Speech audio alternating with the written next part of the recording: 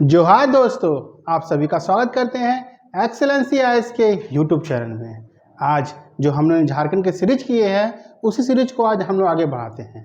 पिछले क्लास में हमने बात किया है स्पेसिफिकली संथाल के बारे में, वो उसी को आज हम आगे बढ़ाते हुए संथाल का पार्ट 2 है।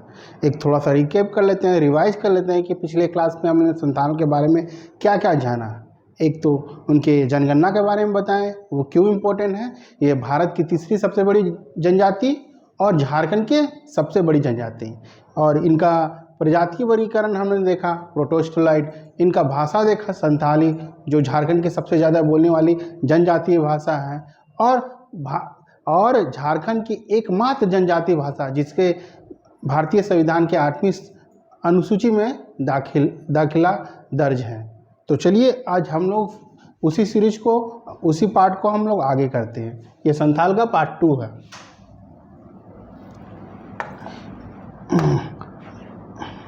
अब सबसे पहले एक टर्म किली। हो सकता है कि आप इस वर्ड से फेमिलियर नहीं है। ये किली मतलब संथाल में किली को क्या कहते हैं? गोत।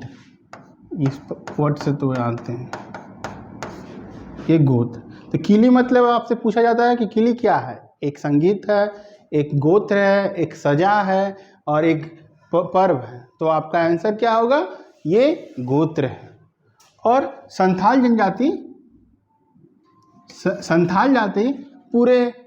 जनजाति को हम लोग 12 गोत्र में विभाजित करते हैं। कितने गोत्र में? 12 गोत्र में, यानी 12 गोत्र में। और ये 12 गोत्र दोबारा 144 उप गोत्र में विभाजित होते हैं। हाँ, 144 उप गोत्र में। तो आपसे पूछा जा सकता है कि संथाल जनजाति कितने गोत्र में विभाजित है? तो 12 गोत्र में। और कितने उप गोत्र में? तो आपका आंसर होगा 144। अब संथाल के हर चीज़, ये जनजाति बहुत ही इम्पोर्टेंट है हमारे एग्जाम के प्रोस्पेक्टिक्स अपने उसके चलते बहुत ही इम्पोर्टेंट है। इनका हर चीज़ हम लोग को पढ़ना है डिटेल्स में। तो हम लोग देख लेते हैं उनके जो 12 गोत्र कौन कौन से हैं, वो देख लेते हैं थोड़ा सा। 12 गोत्र कौन कौन से हैं एक थोड़ा सा देख लेते हैं। आप इन जो गोत्र हैं उनके आपके फ्रेंड हो सकते हैं, आप इन टर्म से फेमिलियर हैं होंगे। ये होंगे, आप कितने को होंगे? टुडू होंगे, आपके सूरन होंगे,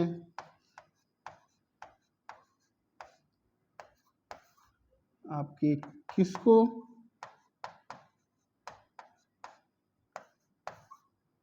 मुरमुर, 5 मरंडी, आपकी छठा में हेम्ब्रम,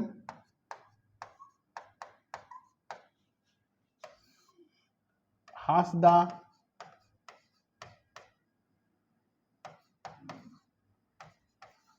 बेदिया। एक बेदिया जनजाति भी है, जो 32 जनजाति में एक बेदिया जनजाति है, जो हमने पढ़ा था राजपूत जनजाति, उसमें हम लोग पढ़े थे बवेबी चक बथोली बेदिया। तो बेदिया एक जनजाति भी है और एक संथाल में उपगोत्र भी है बेदिया। बास्के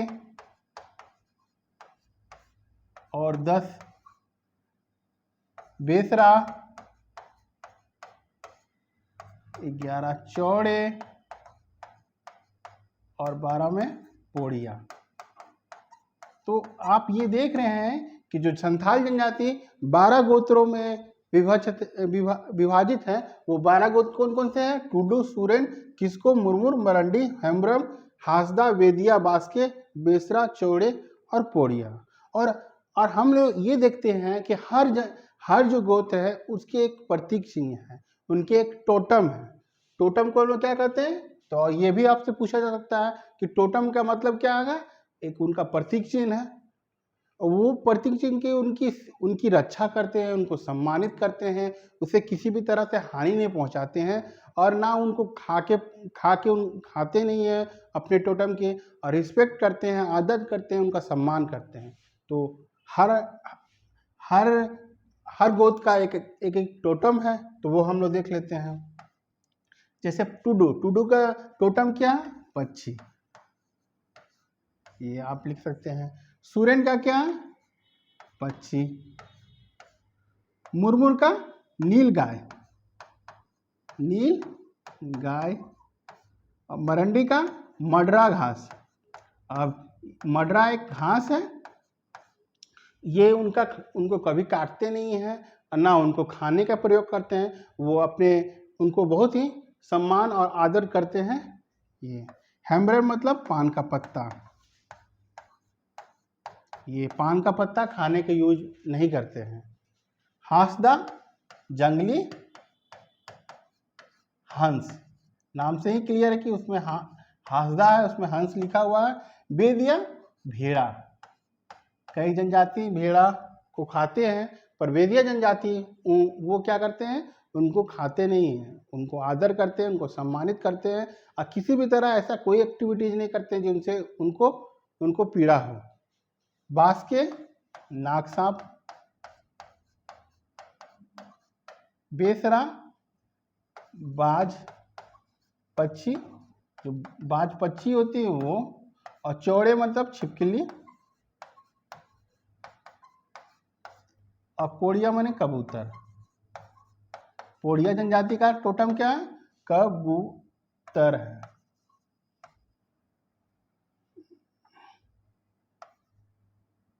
कबूतर है। तो ये 12 गोत्र है, उनके टोटम है। टोटम में उनकी रक्षा करते हैं, उनका सम्मान करते हैं, किसी भी तरह उनको हानि नहीं पहुंचाते हैं। तो हम लोग एक बार देख लेते हैं। टुड्डू का क्या? पक्षी है। सुरेन का क्या? पक्षी है। किसको कोई जनजाति, हम कोई भी मेरे जो भाई होंगे, दोस्त होंगे, जो ये वीडियो देखते होंगे, जो किसको के होंगे, तो वो बता सकते हैं कि उनका टोटम क्या है। किसी भी बुक में अभी तक तो हमको नहीं मिला है कि उनका टोटम क्या है। और मुरमुर का नील गाय, मरंडी का मडरा घास, और हेम्ब्रम का पान का पत्ता। हांसदा मतलब जंगली हांस उनका टोटम है।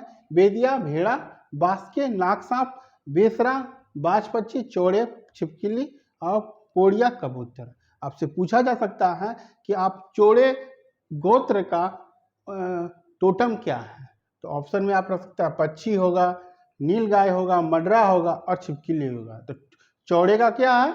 छिपकली। ये आपको एमसीक्यू क्यूज के फॉर्मेट में क्वेश्चन मिल सकते हैं। अब हम लोग आगे चलते हैं। ये जो संथाल जनजाति हैं, जो 12 गोत्र में विभाजित हैं, वो कुछ वर्ग में विभाजित हैं, वो भी हम लोग देख लेते हैं। तो सबसे पहले जो टर्म है, जो जनजाति के सेक्शन में जो हम लोग कल्चर पार्ट जो हम लोग पढ़ रहे हैं झारखंड का, उसमें जो टर्म है वो ही इस चीज़ को हार्ड बनाते हैं थोड़ा सा, जो उस वर्ड से फैमिलियर नहीं है। तो हम ये याद रखिएगा, हड़, हड़ मतलब क्या होगा? वर्ग।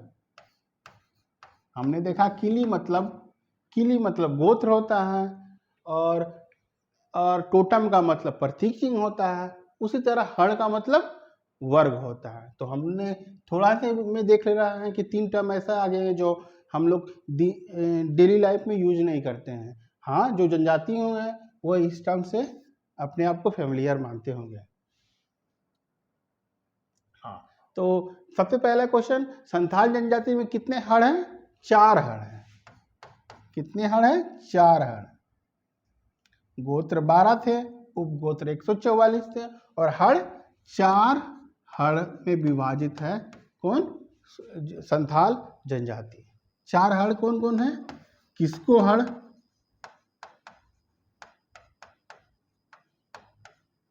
दूसरा में आपका सूरन हड़,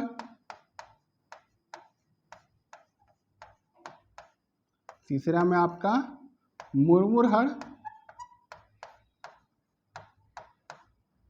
चौथे में आपका मरंडी हड़, तो आप देख रहे हैं कि ये 4 हड़ हैं, किसको हड़, सूरेन हड़, मुरमुर हड़, मरंडी हड़, ये 4 हड़ हैं। तो ये 4 वर्ग हैं, वो देख लेते हैं। किसको वर्ग, किसको मतलब राजा वर्ग। आपसे पूछा जाएगा कि किसको हड़ कौन से वर्ग में आता, तो आप उसको राजा वर्ग कहेंगे। अब याद करने के लिए थोड़ा सा ट्रिक है, किसको मतलब किंग आ रहा है, तो किंग के आ रहा है, तो उससे के से हम लोग किंग बना, किंग मतलब राजा। सूरेन, तो सूरेन का क्या कौन सा वर्ग है, सिपाही। अब कैसे याद करिएगा, सौ से सूरन आ रहा और सा से सिपाही आ रहा, तो आपको कंफ्यूजन नहीं होगा याद करने में। और मुरमुर को क्या बोलते हैं, पुजारी वर्ग। तो आप कैसे याद करेगा, तो माँ आ रहा, माँ मतलब मंदिर कह सकते हैं, माँ से मूर्ति कर सकते हैं, तो मंदिर में कौन रहता है, पुजारी। तो ये आपको याद करने में कोई दिक्कत नहीं होगा। और मरंडी हड़, तो हमने देखा टोटम, मरंडी का कौन सा टोटम है, मडरा घास। मडरा घास मतलब घास है, तो कटिंग करता होगा या उनका सम्मान करते हैं मडरा घास को। तो ये किसान वर्ग है, तो ये आप रिलेट कर सकते हैं, किसान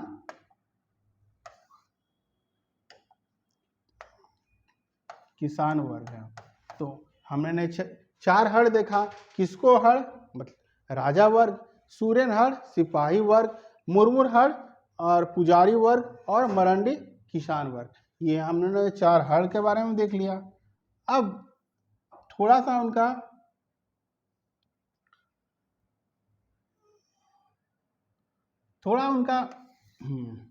अब संथालों का एक संस्थापक पिता है, तो कोई संथालों का एक संस्थापक पिता का दर्जा है, तो हम लोग देखते हैं संस्थापक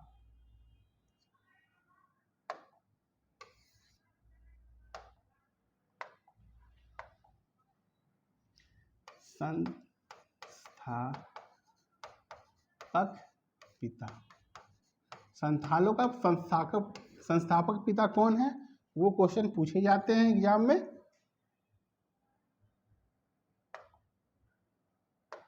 वो कौन है, लुगु बुरु। आपसे क्वेश्चन पूछा जाएगा कि संथालों के संस्थापक पिता कौन है, लुगु बुरु।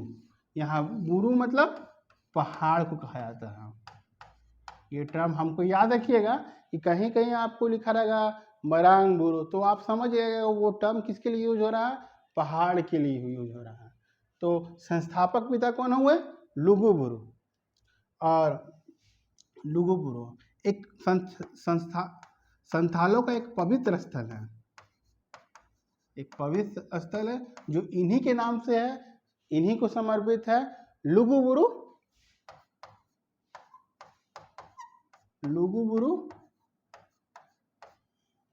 घंटा बाड़ी धोरोमगढ़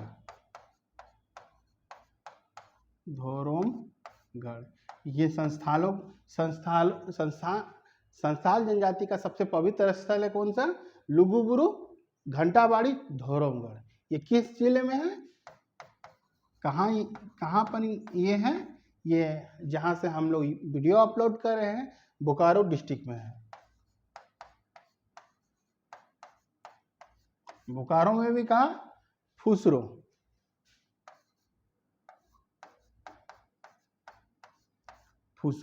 तो आपसे पूछा जा सकता है लुगु बुरु घंटा बाड़ी धोरोमगढ़ कहाँ स्थित है, बोकारो जिले के फुसरो में है।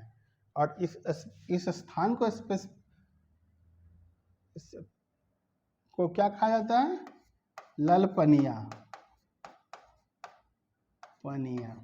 याद रखिएगा, आपसे पूछा जा सकता है कि लुगु बुरु घंटा बाड़ी धोरोमगढ़ कहाँ है, ऑप्शन में अगर फुसरो हो तो फुसरो करिएगा, और उस जगह को क्या कहते हैं, ललपनिया। वो किस जिले में है, बोकारो जिले में, याद रखिएगा। संस्थाल का संस्थापक पिता कौन है, लुगु बुरु। ये हो गया। अब थोड़े से उनके शासन व्यवस्था के बारे में बात कर लें। ऐसे तो हम लोग जेपीएससी के में हम लोग डिटेल में संथाल जनजाति के क्या बोलते हैं शासन व्यवस्था के बारे में पढ़ना है, पर फिर भी जेसीसी वाले इस चीज़ को इग्नोर ना करें। वो भी पूछा जा सकता है क्वेश्चन में कि मुंडाओं के शासन व्यवस्था का क्या नाम है, तो आप तो क्वेश्चन छोड़ के नहीं आ सकते हैं। तो एटलीस्ट डिटेल में ना जाने पर वो थोड़ा सा उनके बारे में आप जान लीजिए। तो सबसे पहले क्वेश्चन उठता है, संथाल जनजाति के शासन व्यवस्था का क्या नाम है? शासन व्यवस्था के बारे में हम लोग देख रहे हैं। तो संथाल जनजाति के शासन व्यवस्था को क्या कहते हैं? मांझी परगना। मांझी परगना शासन व्यवस्था।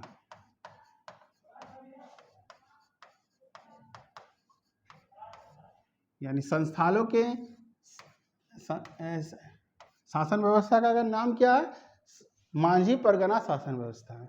आपको कंफ्यूज नहीं होगी, यहाँ पर लिखा हुआ है परगना। परगना मतलब क्या हो गया? संस्था क्या संथाल परगना पढ़ते हैं तो वही आप याद रखिएगा, संथाल मांझी परगना शासन व्यवस्था।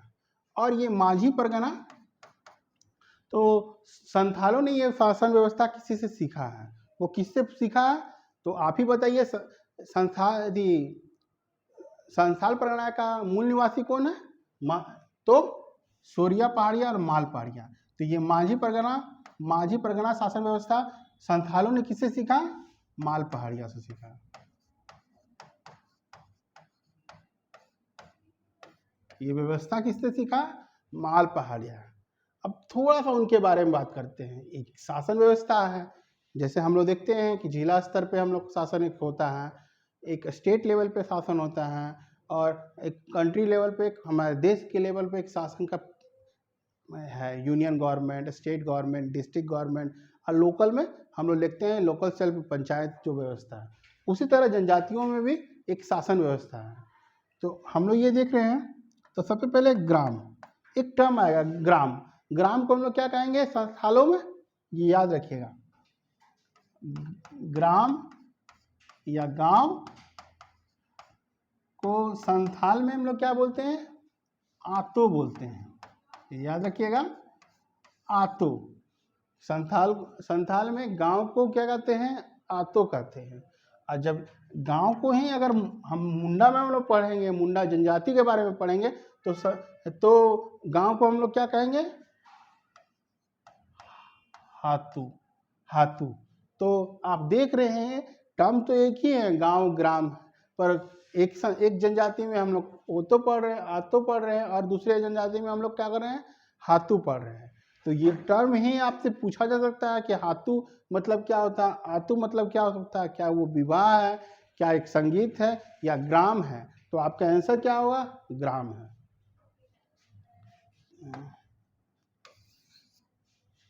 ग्राम है। तो अब पहले हम लोग, इसके भी स्तर है, तो एक ग्राम स्तर पे, और तो ग्राम स्तर पे है, और कुछ गांव और मिलाकर क्या करते हैं? एक ग्राम समूह बनाते हैं। ये कोई डाटा कहीं फिक्स नहीं है, पर ये कहा जाता है कि 5 से 7 गांव मिलके एक समूह बनाते हैं, उसको क्या कहते हैं? उस स्तर पे ग्राम समूह करते हैं। ये आपको पूछा नहीं सकता है, पर 5 से 8 गांव मिलकर एक है। और कुछ गांव समूह को मिलाकर एक शासन एक बनाया जाता है, उसको क्या कहते हैं? परगना बनाते हैं, परगना कहते हैं। और कुछ परगना बना के सारे संथालों का जो परगना को मिलाकर एक क्या बनते हैं? दुसुम देश बोल सकते हैं, या दुसुम राज्य कह सकते हैं। तो आप ये देख रहे हैं कि पहले में ग्राम स्तर जो हम लोग आतो बोले हैं, उसके बाद कुछ गांव मिला के ग्राम समूह बनाए हैं, दूसरे नंबर पे, तीसरे नंबर में परगना आप देखें, चौथे नंबर में आपके दिसुम राज्य। तो आप ये देख रहे हैं कि शासन व्यवस्था कितने भागों में विभक्त है? तो 4 स्तर पे विभाजित हैं। सबसे निम्न में क्या है? ग्राम स्तर, उसके बाद ग्राम समूह, उसके बाद परगना और उसके बाद दिसुम राज्य। अब बताते हैं जब शासन करते हैं, जैसे हम लोग देखते हैं पंचायत राज में मुखिया होते हैं, पंचायत समिति होते हैं, तो उसी तरह जनजातियों में ग्राम स्तर पे कुछ अधिकारी होते हैं। तो सबसे बड़े अधिकारी, सबसे प्रमुख अधिकारी क्या कहते हैं ग्राम स्तर पे? मांझी कहते हैं, मांझी कहते हैं। तो आपसे पूछा जा सकता है ग्राम स्तर पे जो प्रमुख अधिकारी हैं, जो राजनीतिक प्रमुख है, वो कौन है? मांझी हैं। हाँ, और ग्राम समूह के स्तर पे जो गांव को मिला के बनाए हैं ग्राम समूह पे, उसको क्या कहेंगे? देश मांझी। जब दो गांव के बीच में झगड़ा होता है, चाहे कोई विवाद आता है, उसमें इनका रोल बहुत इम्पोर्टेंट हो जाता है। और परगना के स्तर पे जो वो प्रमुख अधिकारी क्या होते हैं? उनको क्या कहते हैं? परगनेत कहते हैं, ये याद रखिएगा। और जो सब पूरे संथाल में है, एक जो दिसुम साम्राज्य है, दिसुम राज है, उसके हेड को क्या कहते हैं? दिसुम राजा। तो ये आप थोड़ा सा ही देखिए शासन व्यवस्था के बारे में। तो शासन व्यवस्था, कौन सा शासन व्यवस्था है संथालों का? मांझी परगना शासन व्यवस्था है। मांझी शासन व्यवस्था परगना, वो किस जनजाति से वो उन्होंने सीखा, उनसे ग्रहण किया? वो कौन थे? माल पहाड़िया, जो संथाल परगना के मूल निवासी है। और ये देखें हम लोग कि मांझी परगना शासन व्यवस्था कितने स्तर में विभाजित है? 4 स्तर पे। ग्राम स्तर पे जो हेड है उसको मांझी कहेंगे, ग्राम समूह के स्तर पे देश मांझी कहेंगे, परगना के स्तर पे परगनेत कहेंगे, और दिसुम राज पे और उसको हम लोग क्या कहेंगे? दिसुम राजा कहेंगे। ये छोटी सी वीडियो में मेरा प्रयास रहा आपको संथालों के बारे में थोड़ा सा आपको नॉलेज दिया जा सके। जो भी इंफॉर्मेशन है वो आपके एग्जाम के लिए बहुत हेल्पफुल है। थोड़ा सा रिकेप कर लेते हैं कि मैंने इस क्लास में क्या क्या किया। पहले नंबर में संथाल जनजाति के कितने गोत्र कितनी किली में विभाजित है? 12 किली में है। और कितने उपगोत्र में? 144 उपगोत्र में। हम लोगों ने 12 गोत्र देखा। वो 12 गोत्र कौन कौन से थे? टूडू थे, किस्को थे, उसके बाद सूरन थे, मरांडी थे और मुरमुर थे।